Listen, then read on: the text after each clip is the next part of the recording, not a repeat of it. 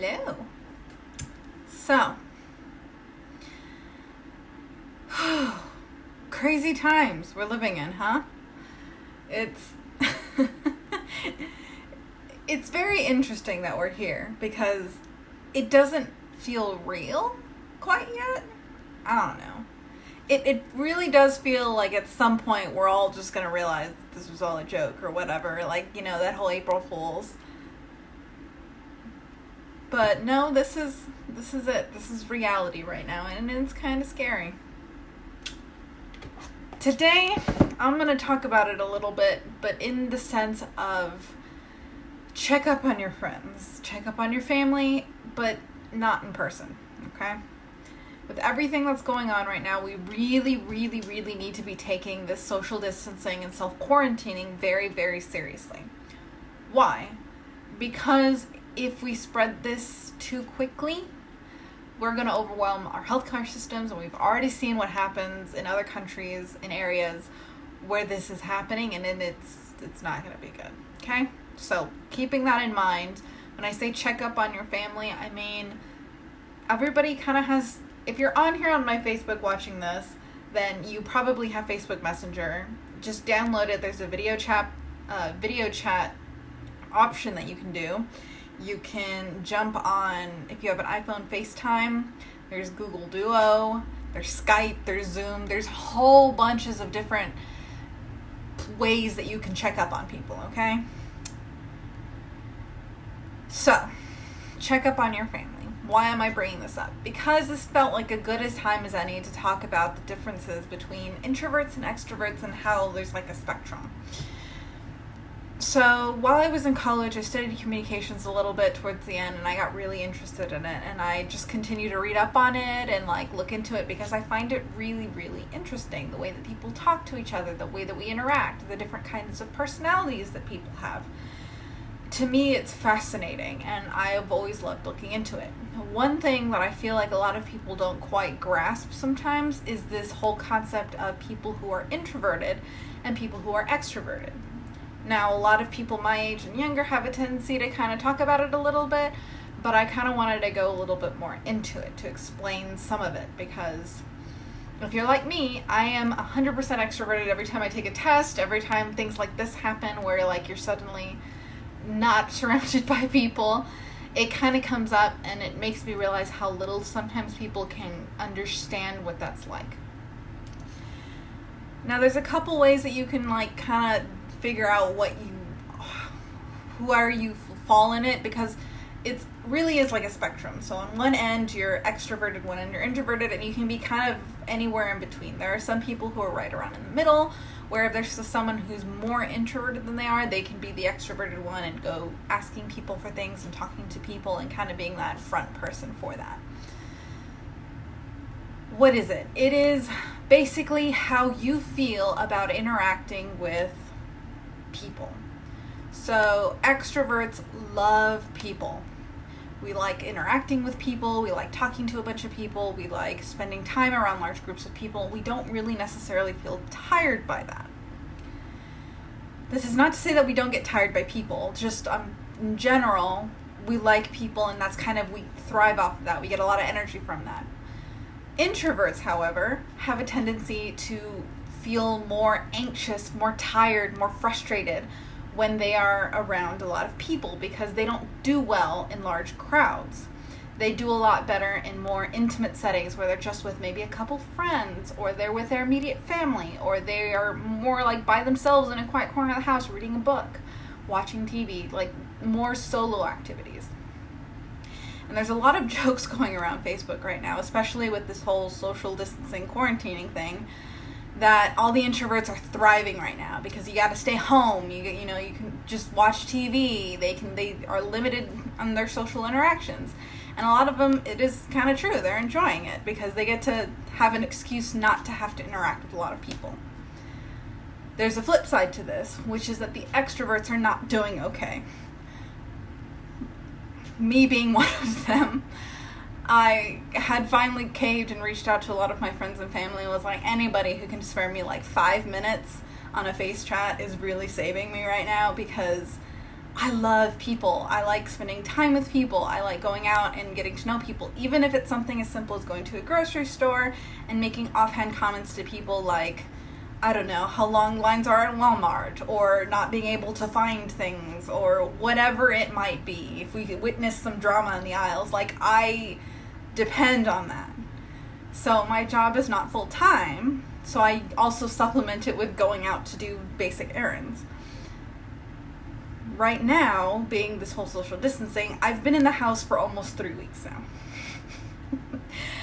So 3 weeks ago, it was spring break here in San Antonio, so I work with school districts, so I was home for a week. It wasn't quite locked down, we weren't supposed to stay in, so I was out that weekend to go see my in-laws, because it was my brother-in-law's birthday. I had a meeting with somebody at work that day. That was really all I'd gone out. And then that following week, we shut down our offices and everybody started this social distancing, stay at home if you can help it. And since my job was with the school's closed, I didn't have any reason to leave. That being said, that was suddenly my second week where I really wasn't spending a lot of time with a lot of people. I got through it. I wouldn't say I'm sane. I've already made jokes to my parents that I'm going to name one of my cats Wilson and I'm just going to carry them around and make a boat in my backyard. Just to get through the nervous energy that built up need to talk to people. And then this is my third week. I didn't go out all last week. We avoided going out if we could. We didn't go anywhere. Parties were canceled. Like, we bunkered down, stayed home. I'm doing the best I can. My husband still has to go out because he still works. He's in one of the essential employee categories. So trying to make sure that we do everything that we can to be safe doing that and all that. But this week is killing me, guys. It's Wednesday, and I don't think I could have gotten quite this far if I hadn't had my friends check up on me. So I had one of my friends who I went to college with, had a good hour, 2 hour long conversation with them, just walking, complaining about the kitchens that we have are too small, like what we're doing right now job-wise, catching up, just getting to have a conversation with another person. And then two of my other friends, I got to talk to them for another couple of hours, like knitting and just doing activities to keep me busy, but also being able to have conversations with other people. Going more into it, there's also most of my family and friends are introverts. And so it's been kind of hard to explain to them how I'm feeling because they don't quite get it all the time. Like, I messaged my family, and all of my family are, like, notoriously introverts, like, varying degrees, whether 100% introverted or, like, somewhere in the middle. But they all prefer this quiet time, being able to do various activities. And I made the comment of that I was not okay. And they all had suggestions like, keep busy, do activities, do some painting, do some crafts, do things that will keep your mind occupied. My house is full of them. Like, I am a big crafter, I have books everywhere, I have plenty of distractions. That isn't the problem. The problem is, I need people to talk to constantly. I need social interaction. I like being able to hug people and talk to people and catch up with people. Like, these are the things that I thrive on, and it's currently not allowed. And then they made the comment of, well, you know, your husband's there. Like, why don't you talk to him? You know, is he not talking to you? Like, what's going on here? He does, but he is also an introvert, so he needs his quiet time. And it was something that we discussed and got through early on in our relationship, was that I need to let him have his quiet time, because that's what he needs. He needs time to just sit, watch TV, you know, have a quiet dinner, whatever that is for him that day. So that means that the times that I do get with him, I don't get to just get it all out in one go. I have to kind of give it in little parts. And that's not always enough. As I mentioned in the beginning of this video, I'm 100% extroverted, which means for me that I need constant interaction with people. there are certain limitations and exceptions to this, like when I have somebody who's very draining on me, people who are like expecting a lot from you, like people who are more takers than givers kind of thing. There are certain personalities that are a lot more draining than others. But for the most part, you know, I just like being surrounded by my friends and family pretty constantly. That suddenly being deprived of them for like 3 weeks is getting to me. And I decided that I needed to make this video to remind some people, introverts, people who maybe think that they're alone, that it's not just you. Like, it's okay. It's gonna be fine. And introverts, other extroverts, check on all of the extroverts in the world, because we kind of need something. I got through yesterday because, like I mentioned, like I had friends that call and talk to me, and that helped tremendously because I just got to have conversations, laugh, feel like for at least a few hours that I wasn't just sitting alone in my kitchen. Like, I could talk to people, I could have conversations, I could catch up, we could share stories, I could hear how they're doing. And it helped ease some of that antsy energy that I get. So when I don't talk to people for long periods of time, I get really antsy. I get frustrated. I get like nervous energy almost, where I feel like I have to do something, but nothing quite holds my attention. So I don't really want to sit and read a book. I don't really want to sit and watch TV. I don't really want to sit and just do activities. I want to get up and talk to people. I want to do things. And it only proved my point further when yesterday, I don't usually knit for long periods of time or crochet. Like, I do those kinds of things, but I do it for a little bit at a time. I knit for like, I started 4 or 5 hours, which is probably a record for me at this point, because I was talking to people. I had a friend that was on chat, and I was just like doing my thing right here and looking up and having conversation and listening, and I was doing great. I could focus because I was getting some of that nervous energy out by being able to talk to people.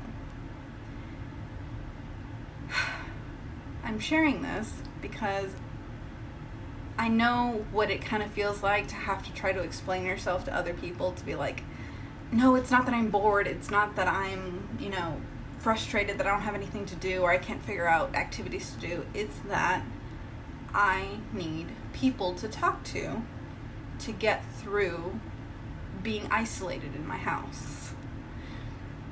For like 9-10 hours a day when my husband's at work, I just sit here with my cats and I find activities to do, I find chores to do, and I clean around the house. I do whatever I can to keep myself busy. That's not the problem. It's the lack of people to interact with. And I do my best I can. I'm not going to go out and suddenly risk people's health by, contributing to this whole, if you interact with other people, it spreads and all of that. I'm staying here. But I have to figure out how to get that nervous energy out before I, stress myself out. And it's been talking to people, calling friends, calling family. And what helped was that for some of them, I just had to say, I need someone to talk to, and they were great about reaching out to me immediately. I think I made a Facebook post about, hey, if anybody wants to video chat today, just call me. And within a few minutes, one person messaged me that they'd get to me in an hour or so because they were busy, and another person just called me. And that, I am so grateful for that, because it helped. It really helped. And so I just needed to share it to everybody so that maybe they can understand a little better that some of their friends who are a little more extroverted might just need you to call them. Because, personally, I can call some people, but I also don't want to feel like, hey, you're busy, I don't want to bug you, I don't know what you're up to, I don't know if you have to work or if you're not working or whatever you're doing. I don't like to intrude on people, so it's harder for me to feel like I can just call people. So you might just need to call a friend, be like, hey, I just wanted to check up on you, see if you're okay. Do you need to talk? And sometimes you just have to sit there and nod your head and laugh at their story for an hour and just see them slowly feel better, because that's sometimes all it takes, is that one friend to reach out and just give you a chance to get some of that out, that socializing that people like me miss and who need, because it's hard. I'm also, on top of being extroverted, very empathetic, which means I really feel for everybody around me. And I can tell that everybody's stressed right now, everybody's worried right now. And I don't want to add to that by going out and by trying to quell the nervous energy in me or bug other people about it. And so I try to keep it quiet. And I know I'm not the only one.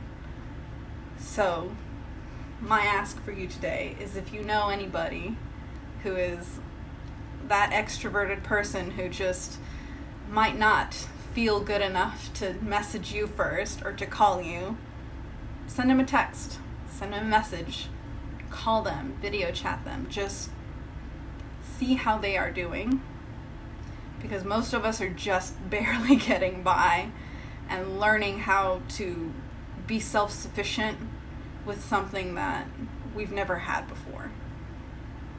Because I've always had that chance to go out and talk to people. When I used to live in San Antonio by myself, I could just, when I had that nervous energy build up, because I was in between jobs, so I didn't really want to go out, I just went to the grocery store and I walked around for an hour or two just to feel the presence of other people, and it helped. And now that's gone because of this. So go out, check on your friends, check on your family, give them a call, let them know that you're still there. Give them a chance to kind of release some of that and it help them feel better. Check on each other the best you can. Sometimes all it takes is a phone call, because everybody's kind of trying to figure out how to live through this very unprecedented situation that we're all in. Suddenly everything we know is different. Suddenly all of these things that were constants, like stores being open, being able to go to a restaurant, going to a bar, are gone. Everybody's scared of what's going to happen next. Everybody's trying to take care of themselves, figuring out what to do. So let's try to make it a little easier on each other. Let's try to call our friends. Netflix has things like you can watch with your friends online the same show, so you can still feel like you're having a movie night together. iMessage on the iPhones has games that you can play together. You can play things like Connect 4, beer pong, darts, pool, all of these games. You can FaceTime, you can video chat, you can play video games together that connect online. Find some way to help keep each other connected, because everything else will kind of figure itself out. But that relationship aspect is what some of us are really needing right now that we can't get. I thought it was going to be a short video, but I've kind of gone on for my 20 minutes allotted. So I will let you go, and I hope all of you are doing okay. And if you need a friend, you can drop a comment or you can message me. I will do my best to try to get to everybody. And check on your other friends. Check on all of the people you think might need you for at least an hour for a conversation. Thanks for listening.